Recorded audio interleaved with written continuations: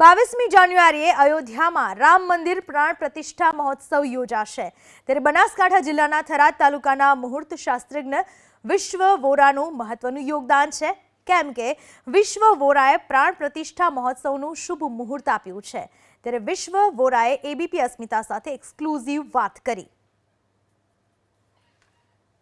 મુખ્યતયા મારું અધ્યયન સાબરમતી સ્થિત હેમચંદ્રાચાર્ય સંસ્કૃત પાઠશાળા ગુરુકુલમમાં થયેલું છે અને ત્યાં જ્યોતિષના અષ્ટાંગનો સંસ્કૃત ગ્રંથોના આધારે મારું અધ્યયન થયું છે। સાબરમતી ગુરુકુલમની અંદર આ અધ્યયન થયા બાદ અભ્યાસ અને અનુભવના અને મેરિટ્સના આધારે જ્યારે આ અયોધ્યા રામ મંદિરના ગર્ભગૃહની અંદર પ્રાણ પ્રતિષ્ઠાના મુહૂર્ત માટેની ચર્ચા કરવામાં આવી તો તે સમય અંતર્ગત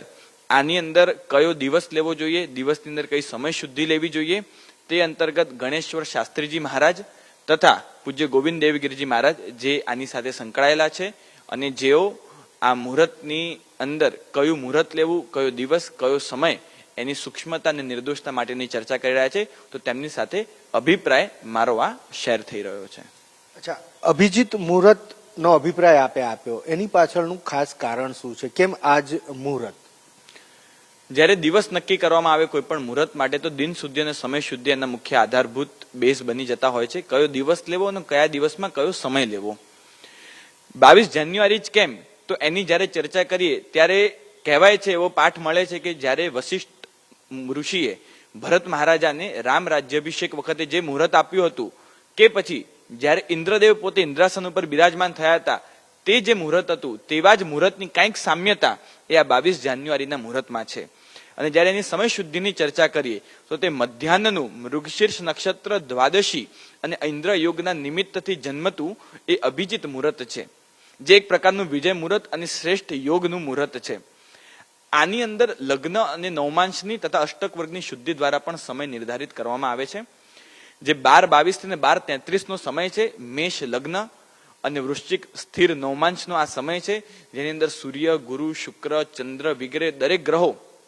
એ યોગકારકની અને ઉચ્ચ સ્થિતિમાં રહેલા છે તો ત્યારે આ 88 સેકન્ડનું મુહૂર્ત પ્રાણ પ્રતિષ્ઠા માટે નક્કી કરવામાં આવેલું છે। અચ્છા, એક વાત એવી પણ છે કે ભગવાન શ્રી રામનો મનુષ્ય અવતાર એટલે કે એમનો જે જન્મ થયો હતો ત્યારે પણ કદાચ અભિજીત મુહૂર્ત જ હતું। આપે આ જે અભિજીત મુહૂર્તનો અભિપ્રાય આપવા માટે ક્યાં ક્યાં પુરાણોનો રેફરન્સ લીધો છે અથવા તો ક્યાં ક્યાં જે પુસ્તકો છે એનું અધ્યયન કર્યું છે?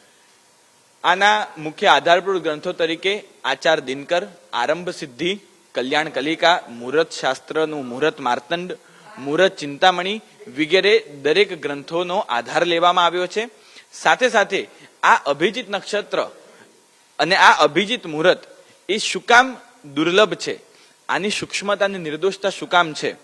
તો જે આ સંયોગોથી બની રહ્યું છે એ સંયોગો ઘણા વર્ષે આવે છે। મુહૂર્તમાં કહેવાય છે કે જેમ નિરોગી શરીર મળવું અઘરું છે એમ નિર્દોષ મુહૂર્ત મળવું અઘરું છે તો આ નિર્દોષ મુહૂર્તના સંયોગો અને એ ગોચર ગ્રહ વ્યવસ્થા ઘણા વર્ષો બાદ રચાયેલી છે અને આ સંયોગની અંદર જે રીતની પ્રાણ પ્રતિષ્ઠા થશે તો એ કુંડલી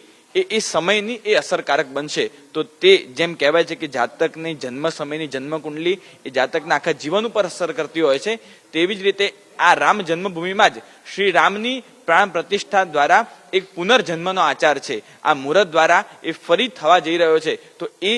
સૂક્ષ્મ સમયની બની રહેલી અભિજીત મુહૂર્તની અને એ લગ્ન નવમાંશ ચલિતની કુંડલી એ પણ ભવિષ્યના ભારતીય સંસ્કૃતિ અને સનાતન ધર્મ ઉપર ખૂબ જ ઉમદા અને સચોટ અસર કરતા રહેશે। ભારતના ભવિષ્ય ઉપર રામ લલ્લાને પ્રાણ પ્રતિષ્ઠા મહોત્સવ જે આ મુહૂર્તની અંદર થવાનું છે તો આગામી દિવસોની અંદર આગામી સદીની વાત કરીએ તો કેવું રહેશે ભારતનું ભવિષ્ય? આ મુહૂર્ત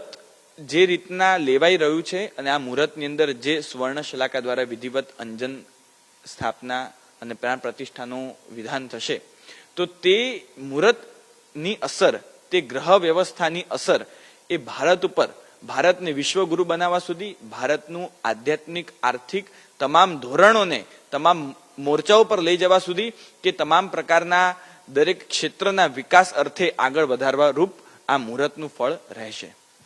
આપે મુહૂર્તમાં અભિપ્રાય પણ આપ્યો છે તો આપને પણ કદાચ ઇન્વિટેશન પણ મળ્યું હશે તો આપને ઇન્વિટેશન મળ્યું છે, આપ જવાના છો અને કેટલી ધન્યતા અનુભવો છો કે એટલા મોટા દેશની અંદર જ્યારે અમુક લોકો જ એ દિવસે જવાના છે, અનેક પ્રકારના પ્રોટોકોલ છે એના કારણે, અને એમાં આપને પણ ઇન્વિટેશન મળ્યું. જી, જ્ઞાન એક ખજાનો છે અને એ જ્ઞાન અને જ્યોતિષના આ અષ્ટાંગના આધારે આની સાથે જોડાવાનું થયું છે. તો એ મારા માટે જીવનની ખૂબ જ યાદગાર અને અમૂલ્ય ક્ષણ રહેશે અને હું 20, 21, 22 3 દિવસ એ ધન્ય ધરા ઉપર જવાનો છું એનો આસ્વાદ અને તે ઉર્જા અનુભવવા માટે, જેનો મને ખૂબ આનંદ છે અને ગર્વ છે.